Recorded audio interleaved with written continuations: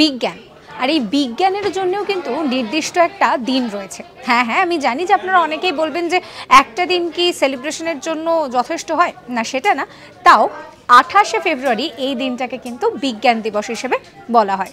অর্থাৎ এই যে আমরা ভালোবাসা দিবস সেলিব্রেট করি 14 ফেব্রুয়ারি, সেই রকমই 28শে ফেব্রুয়ারি হচ্ছে বিজ্ঞান দিবস।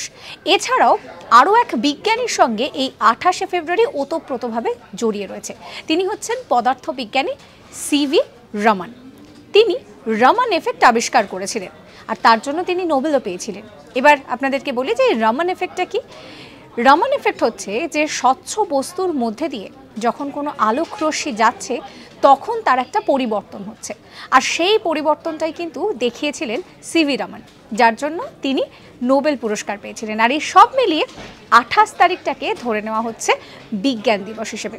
বিজ্ঞান নিয়ে বর্তমানে প্রচুর গবেষণা চলছে এবং সেই সমস্ত গবেষণার মধ্যে এই রমন এফেক্ট যথেষ্ট উল্লেখযোগ্য। এরকম সমস্ত কন্টেন্টের জন্য সাবস্ক্রাইব করতে ভুলবেন না আজ তাক বাংলার ইউটিউব চ্যানেলকে।